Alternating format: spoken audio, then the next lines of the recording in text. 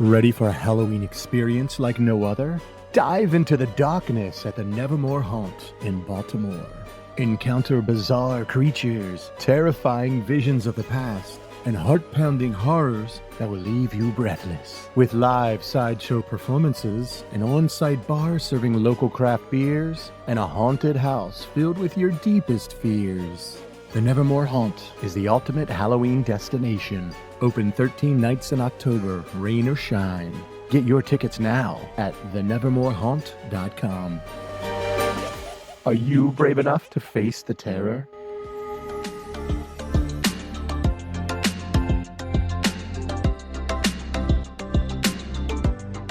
Welcome to another exciting episode of the South Baltimore Now podcast, brought to you by southbmore.com. I'm your host, Nate Carper, and today we're diving into the heart of our vibrant community to spotlight a local gem making waves for our beautiful city beyond its limits. Joining us today is Kenny Kulesz of Klik Solutions. Klik Solutions is a business born and bred right here in South Baltimore. They're not just any managed service provider or IT firm. They've recently earned a coveted spot on the Inc. 5000 list. This recognition highlights their incredible growth and their impact that they're making in the tech world and right here in Baltimore. What makes Klik Solutions truly special is their deep roots in our community. We're chatting with Kenny about their journey, the challenges they've overcome, and the innovative solutions they're bringing to business both locally and globally. So, whether you're a tech enthusiast, a local business owner, or just someone who loves hearing about South Baltimore success stories, this episode is for you. So stay tuned and let's get started. Kevin, what's up, man? Good to have you back here on the pod. How you been? What's going on? Sitting here looking out at the harbor. Not a bad place to work. Man, Kenny, this is a beautiful office that we're in right now. Once again, we're on location here at the Klik offices in South Baltimore on Key Highway. Kenny, want to say welcome to the show. Thanks for joining us. Thank you. I appreciate you guys coming down. I better get this right. 1000 Key Highway East, because when they built it out, it's a different address. So we don't not that we don't want anyone not to find us, right? But yeah, Cool. It's a great spot. I guess at one point they thought they were done with Key Highway, and then 20 years ago they said, we need more Key Highway. need more Key so Highway. They had the Key Highway. Right. And I guess you guys are I don't know if it's east, I guess you're west of where some of your other branches are, but I guess you guys are maybe the west branch of Klik Solutions. You're better with the math than I am. I think you're right. I think we're west of one other and then maybe south of the other one. I don't know. Yeah. Either way, I know they have a good footprint between Europe and America and Baltimore. In Baltimore, we do. It's a company that's Baltimore from day one. They actually started off as Federal Hill Solutions. I say they because I wasn't part of the organization. Then they started off as Federal Hill Solutions was the original name. First office was actually on Ford Avenue. Since this is a local-centric podcast, 3 doors down from Clip Art. If you know where Fort and Riverside intersect. Neil Constantoulis and Arthur Olshansky started the company coming up on 13 years ago. They started off there and all of their Baltimore locations have been South Baltimore. They went from there, South Charles Street, right across from the former Metropolitans, now Game On, I think is the name of the bar, the restaurant there. They went from there to 1100 Wacomico over in Pigtown on, I want to say maybe the 7th floor of that high rise over there, relative high rise, and then moved here to 1000 Key Highway East. So I've bounced around the South Baltimore area and enjoy it. And like you said, contribute a lot, and it's good to be part of something like that.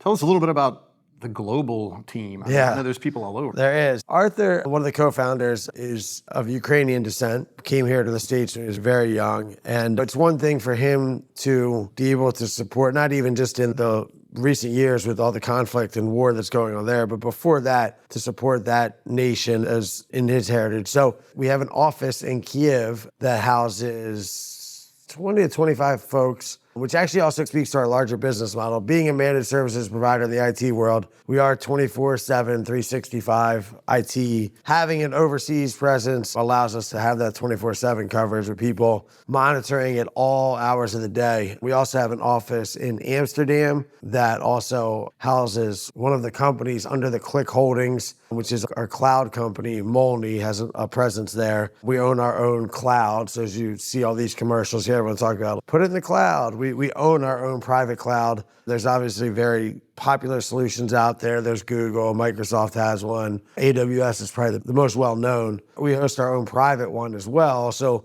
giving companies more of a smaller feel and also a more local option that they're not the small fish in the huge sea that is Amazon or Microsoft. So We have those 2 overseas. In the US, we have an office in Miami, adding to our customer base down there. A lot of marketing work for us down there. So we do that as part of our holdings, which I'm sure we'll talk about. And then we have another office in Austin, Texas. We had a woman, Karen, who was here in Baltimore. Family took her out there to Austin with the blessing of it, wanted to start up the business there. We have techs that, when you call for support, are spread throughout the US. So that also helps us with covering shifts and stuff like that. And then here in Baltimore, we're sitting here at 1000 Key Highway. Within a couple days, we'll open our sales office up in the Rampart building of McHenry Row. I finally learned the name of that building. We've all been there for however long with sports and all that, but it's actually called the Rampart building. We'll open a sales office inside that. Dangerously close to THB, but we'll figure that out. And then we have our field services office, which is also on Key Highway, a little further down, and that's where a lot of our techs, if they're working with local clients, they sort of are there monitoring various requests that come in. Klik's a little all over, but we have about 105, 106 employees, depending on the day. It feels like there's a new hire thing coming out often, so yeah, it's been good. What do you guys love about being in South Baltimore other than being close to Southside Diner? Southside Diner is a big plus. You'll catch I'd say at least 2 of us in there on any given day. Shout out to Nick. I'm sure he's listening. I mean, for me, I'll speak for myself. Like, I've been in the community now for, I want to say coming up on 20 years. I love that it's something that can impact a lot of different people.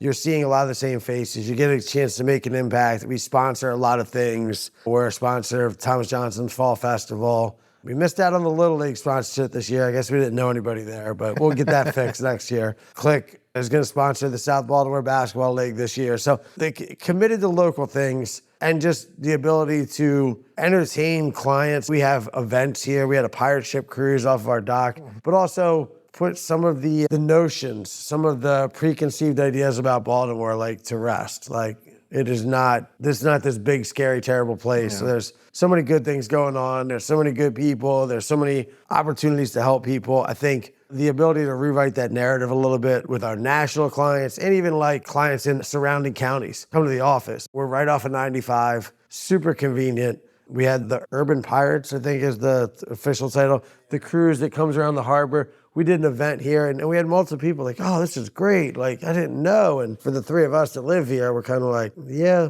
this is every day. Like, it's pretty like normal. It can be like this. The gateway to the world here. So that's, I think, changing that story is fun. And then working with local clients, being able to see the impact. I think that's cool. We have some clients that are doing some really cool stuff, and when you're able to see it, as opposed to some of our other clients that are more distributed and you don't get to see your impact on their work, I think that's another plus. Yeah. And obviously, hometown for you guys is Ukraine with Arthur's background. And I know I spoke with Arthur when you guys moved into this office. He was telling me a lot about how the education is really good in Ukraine. We're really good STEM education there, but the job market is not nearly what it is in America. So I know he was passionate about opening that office there, where I guess you guys have a lot of really intelligent engineers and other positions over there. So tell us about that office there and how the expertise those Ukrainians bring has elevated what you guys do at Klik. So we have a division of our company called KlikSoft. There's a couple different divisions that specialize in certain things. And KlikSoft specifically is around our software development applications. So we can build custom software applications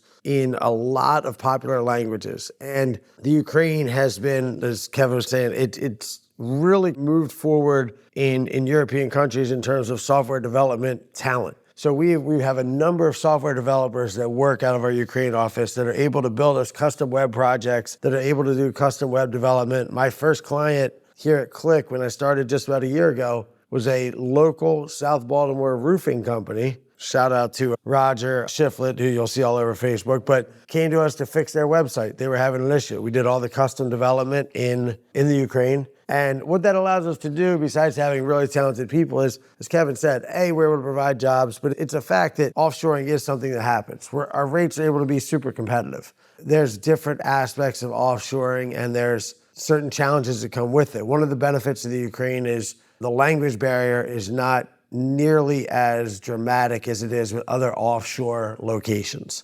So the communication is much easier, and I think people, let's face it, a lot of people have had that experience where you pick up, you call customer service. Customer service has been offshored. There's a very difficult communication situation. It's frustrating. and it gives you a bad vibe, it gives you a bad experience. With us being able to utilize the talent and then also their ability to communicate and speak directly to customers and clients here in the US, it is a differentiator, and it allows us to be more competitive with the rates we're charging. So it really is beneficial for a lot of people. Obviously, those folks are under a certain stress that hopefully none of us will ever imagine, that our country being at war in our area. Where they're at in Kiev is relatively unbothered compared to other areas of the country. There are some challenges that go with it, but it's an interesting bond. We have a charity that does a lot of work with the children there. One of the key things that we do with the children there is that we provide them English lessons so that it does give them more of a leg up to potentially enter a wider job market as they choose to move forward.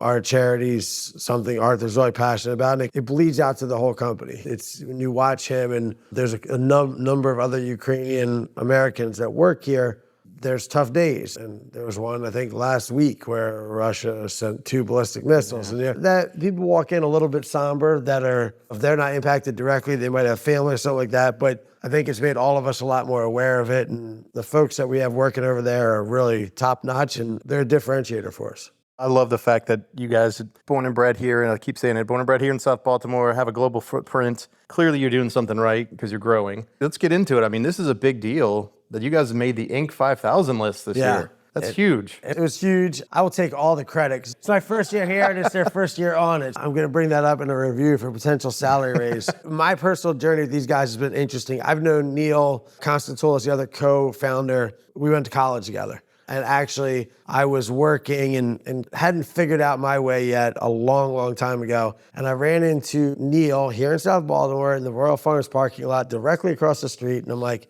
hey, man, I know you're in recruiting. I need a new job. And that's how I thought recruiting worked. And he's like, it's not how this works, but okay, idiot, I'll play along with you for a second. He's like, you should come check out the company I'm at. So went there and got into the IT recruiting field like 17 years ago, maybe 18 now. And so I did that for a long time. And so Neil and I worked together at a couple different companies, and he left one recruiting company. He was getting out of recruiting into IT sales managed services. So he left there, linked up with Arthur at that company, and wasn't a great experience. And so they're like, we don't need a company to do this for us. We could do this ourselves. So they split off and founded, at the time, what was Federal Hill Solutions. Neil and I kept in touch. We live a couple blocks away because South Baltimore, everybody lives a couple blocks away. So I obviously was in touch with those guys, met Arthur, got to know him really well. And in my recruiting journey, I started to help fill positions here at Klik. So when they needed IT talent, they would reach out to me and I would fill positions. Some people that are still here working.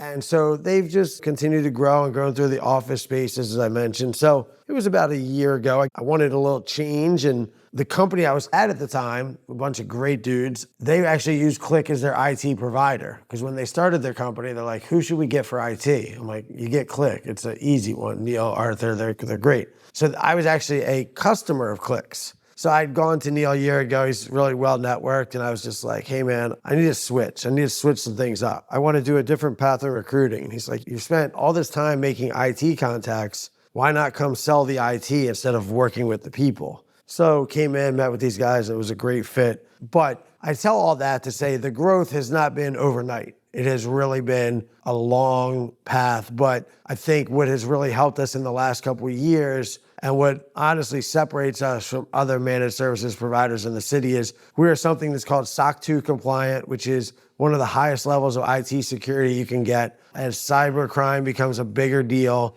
as cyber insurance becomes a huge deal, companies are now required to make sure that either their environment or whoever's hosting their environment, which is typically us, has that level of compliance, has that level of security, or else cyber insurance will not pay out if they're attacked. So we've had clients that have had a breach, and when they went to put in the insurance claim, the insurance company comes back and says, okay, show us this list of all the measures you took to make sure this wouldn't happen. And if you're missing things on that list, your cyber insurance company is going to say, nothing we can do. Not only are you out the money, we're actually going to drop your coverage. And now you're out there floating without cyber insurance, which is a very scary proposition in these times.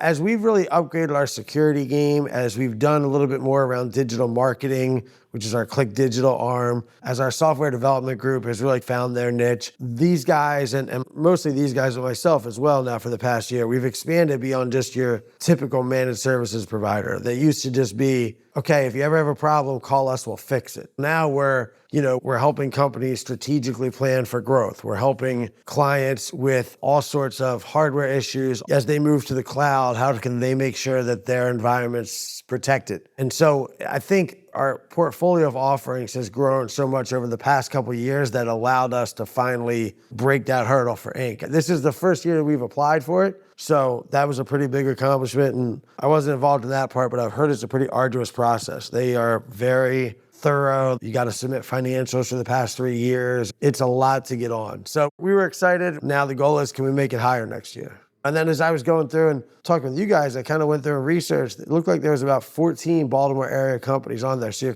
wow, all right, that's a pretty good accomplishment. And you're also pretty proud to you're one of a small group that made that. Well, that's awesome to hear, and it's awesome that when you are looking for new office space, you're doing it right here in South Baltimore, not going somewhere else. You guys are committed to being independent and growing in South Baltimore, and it's really great to see. And I know whenever I'm talking to somebody that's starting a small business or maybe a business that wants to be big, I always say first thing you need to do is get a good accountant. But I feel like the second thing they need to do is probably call Klik Solutions to see.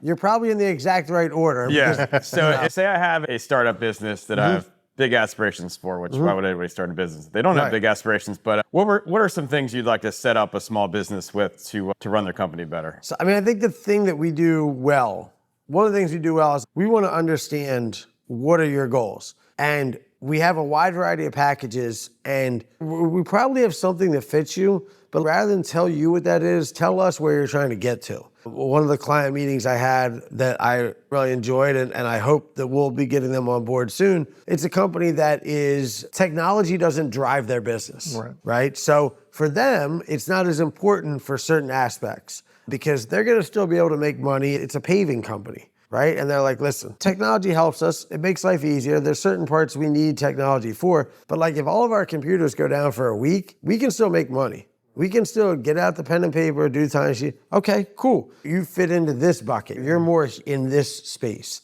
If you're a company that is relying on technology, another client we have that does really cool stuff around medical device creation. Technology is vitally important to them, and compliance is vitally important to them. Okay, you're more over on this side. We need to set you up with this. So I think what we want to do is we listen. We do a good job of listening. And then from there, it's a lot of our services can be bundled or a la carte. So having a little flexibility in our pricing, have a little flexibility in our offerings allows us to give you something that isn't going to break the bank, but also gives you peace of mind. Neil says it all the time. We want you to think of us as, in your organization, your IT department is our whole 100-person company dropped into yours. And so whatever it is you need, whether it's the printers down and the common things or the more uncommon things, where our largest client, and Arthur's just telling a story the other day, we got our largest client. They're a Fortune 100 company. They got referred to us because they had been hacked and they were locked out.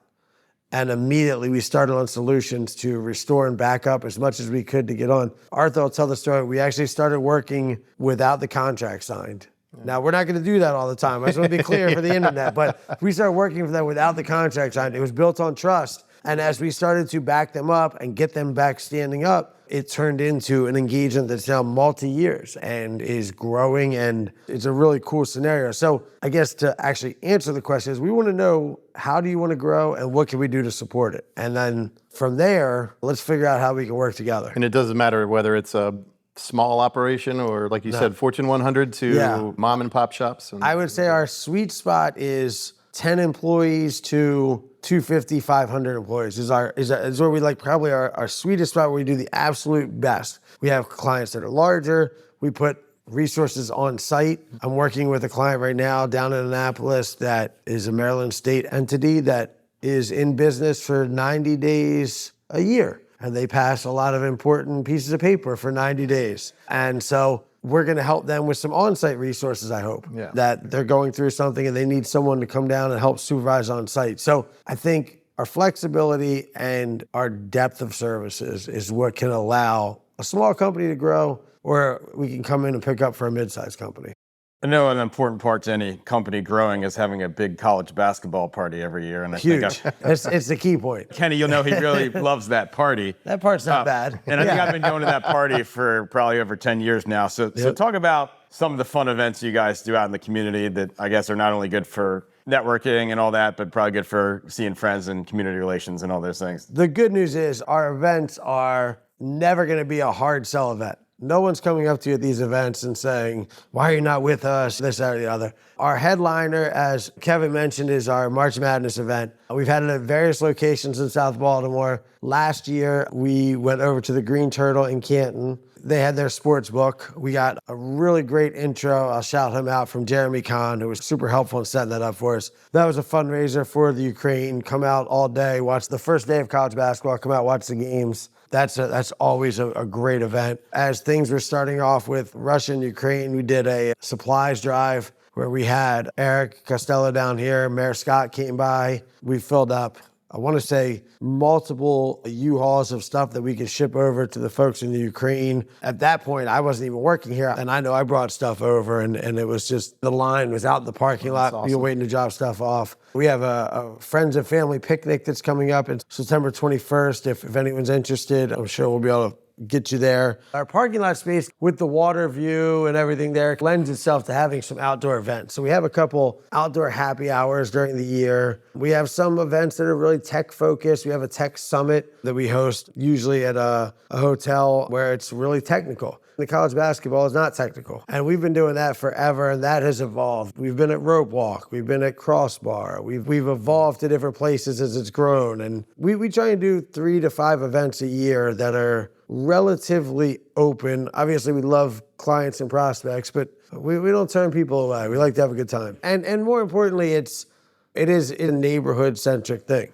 If you check out their social media, it's a lot of fun. It's not just some boring tech company that's here. That's just very dry and cold, like you might think of in your mind of a tech company. So that's something I want to get out there is check out all their social media, their YouTube page. Arthur and Neil have a podcast as well. That leads me to this. Maybe there's some listeners out there in the community or beyond that are tech career oriented. Maybe they're getting out of college. I'm just curious for those that might be interested in getting into tech. It sounds like you guys are growing. We're growing. We are growing. I also, for 17 years, I did hiring for tech folks besides just here at Klik. So I think as people are getting out there and getting into it, like the best thing to do is just throw yourself into it. Certifications are less important to some people. I know many people that started their IT career by just being lucky and getting that one break and hands-on and that sort of stuff. We are growing. We obviously have a local presence and we have folks working all around, but I think it's never a bad time to always talk to people, always networking, and who can we help? And I'm sitting here today because Neil was cool enough to help me. There's many people have come my way, hey, I can't help you, but I can pass you on to the next person that can. And that's a mindset that permeates this whole company. We do a lot of work with referrals. We do a lot of work with having those events to just get people out, to be like, because very rarely are people calling for their IT support unless something's wrong. So the key in this industry is being top of mind if or when something goes wrong. Because if you are with another managed services provider, changing from one to the other, while I think there's a ton of good reasons to do it, it's a pain in the ass. And people don't want to do that for just no reason.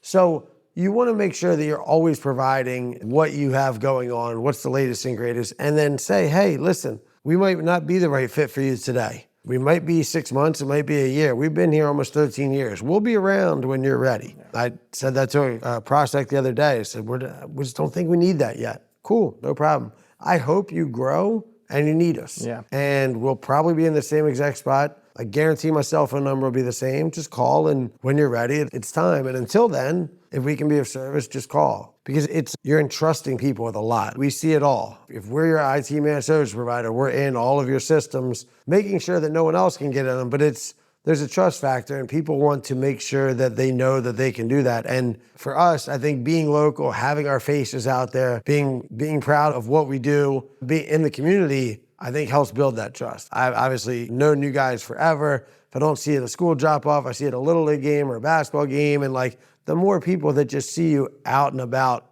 doing it all the time, I think builds up that trust, and then you hope at some point comes to the exchange of business. Obviously, Baltimore has its industries that have always been strong. We think about healthcare and the military bases and finance and tourism, things like that. I know there's always been this talk to talk Baltimore up as more of a tech city. I know it's trying to make its way as more of a cybersecurity city. I'm not sure if that went where people wanted it to go. But in your opinion, working in multiple aspects of the tech and IT world, how would you say Baltimore is as a tech city at this current time?